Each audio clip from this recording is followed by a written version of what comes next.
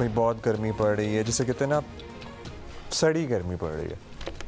मतलब ये आप ही कहते हैं, वैसे कोई नहीं कहता सड़ी गर्मी। बहुत शदीद गर्मी है भाई, सड़ रहा हो बस वही कह सकता है। हाँ, गर्मी तो हर से जल रहे हैं। सिंध, पंजाब, बलूचिस्तान, केपी, हर जगह मौसम गर्म है, खुश्क है। बढ़ती गर्मी ने मामूलाती ज़िंदगी है वो मुतासिर, क्या बेचारे लोग सड़ना स्टार्ट हो गए हैं। अगले 6 दिन तक पंजाब और सिंध में शदीद गर्मी की लहर का इम्कान है, मतलब मजीद गर्मी का इम्कान है। और ज़्यादा से ज़्यादा दर्जा हरारत जो कराची में आज 36 से 38 degree centigrade. You know it might not sound like a lot because बाकी अगर शहर देखें तो 40s में जा रहे हैं, लेकिन ये फील्स लाइक 49 ही हो जाता है।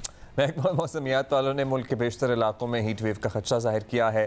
कल डीजी मेट ने प्रेस कॉन्फ्रेंस की और हीट वेव पर भी रोशनी डाली है। सो ख़ास तौर पर जनूबी पंजाब और सिंध के कुछ इलाकों जैसे शिकारपुर, सक्खर, लाड़काना वगैरह में दर्जा हरारत 49-50 तक जाने की पेशगोई की जा रही है। So this is too much. और मैं तो कहती हूँ कि काश ये कोई क्राइम होता ना तो हम जेल करा देते इस गर्मी को। It's criminal to be. अच्छा, इसी वक्त एक्सपर्ट हमारे साथ मौजूद हैं, माहिर सेहत हैं, सर गंगा राम अस्पताल लाहौर के चीफ कंसल्टेंट हैं डॉक्टर आमिर सलीम। उनसे बात करते हैं। डॉक्टर साहब शुक्रिया। डॉक्टर साहब, इस बार गर्मी में ना अचानक टेम्परेचर में इजाफा हुआ है। अप्रैल बहुत अच्छा गुजर रहा था, मई में 8, 9, 10 डिग्री एकदम बढ़ गया, एक्लामेटाइज नहीं हुए और सेहत को बड़े खदशात लोगों के ऑलरेडी नज़र आ रहे हैं, बीमार हो रहे हैं, हैज़ा, पेट। सो क्या केसेस हैं जो आप अपने इर्द गिर्द देख रहे हैं इन योर हॉस्पिटल? जी, हमारे पास जो पेशेंट आ रहे हैं ना, उनमें ज्यादातर तादाद थी बच्चों की और ओल्ड एज की।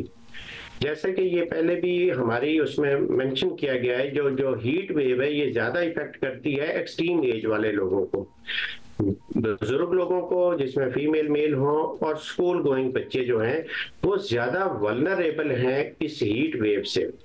ये बच्चे हमारे पास ज्यादा आते हैं इमरजेंसी में। अच्छा, ये ज़रूर बताएं, और हम नेचुरली कुछ ना कुछ हल निकालना चाह रहे हैं कि लोग किस तरह डील करें सर्दी से।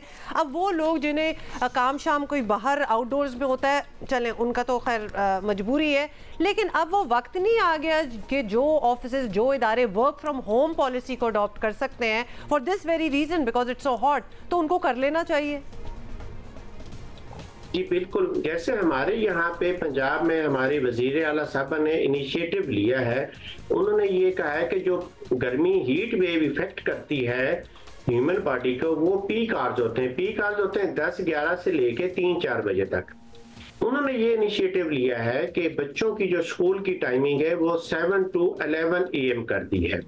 इसी तरह जो हमारे जो हेल्थ मिनिस्टर हैं ख्वाजा सलमान रफीक साहब और ख्वाजा इमरान नजीर साहब, उन्होंने हमारे सेक्रेटरी साहब को भी एडवाइस दी है, एडवाइजरी इशू की है कि आप अपने हर हॉस्पिटल में 6 to 10 बेड सेपरेट कर दें, ताकि हीट स्ट्रोक के साथ कोई पेशेंट आए तो वहां पे उसकी हाइड्रेशन के लिए रिंगर लैक्टेट एक ड्रिप होती है जिसमें इलेक्ट्रोलाइट भी और फ्लूइड भी रिप्लेसमेंट हो जाती है।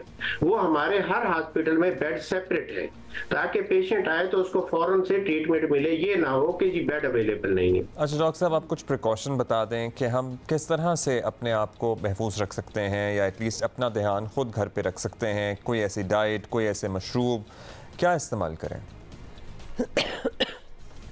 जी, आपने बड़ा अच्छा क्वेश्चन किया है। बेसिकली जब तक हम इसके मैकेनिज्म को नहीं समझेंगे कि ये हीट वेव बॉडी को इफेक्ट कैसे करती है, उसके बाद ही हम अपनी डाइट को मेंटेन करेंगे। ये बेसिकली ये जो हमारी हीट वेव है ये हमारे जिस्म पे 5 ऑर्गन को इफेक्ट करती है। एक ब्रेन को, हार्ट को, स्किन को, किडनी को और लंग्स को।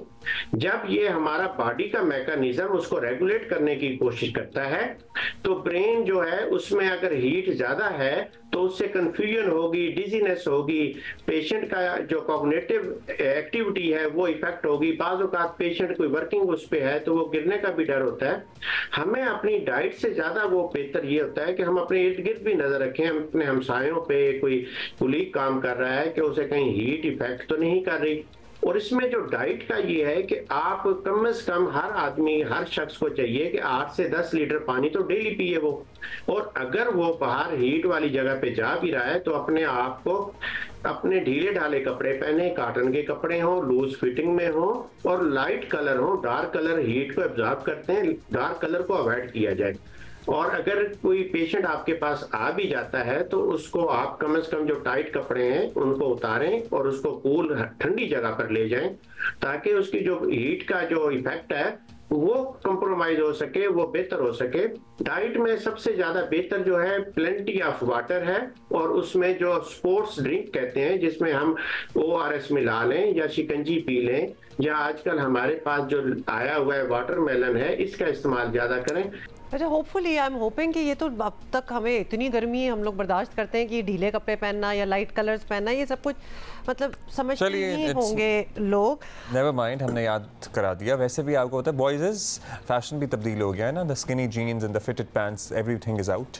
बस स्किनी जीन पहनेंगे ना तो चिपक जाएगी फिर आपकी स्किन के साथ। कमीजें भी आउट हो चुकी हैं, सो अब खुले कपड़े वैसे ही ट्रेंडिंग हैं, सो आप खुले कपड़े। अच्छा डॉक्टर साहब ऐसे चले गए हैं, thank you so much doctor. लेकिन मैंने पूछना जरूर था चाय वाला मामला। याद है हम कल बात कर रहे थे कि हम कितनी चाय पीते हैं, कि हमें पीनी भी चाहिए इतनी गर्मी में कि नहीं?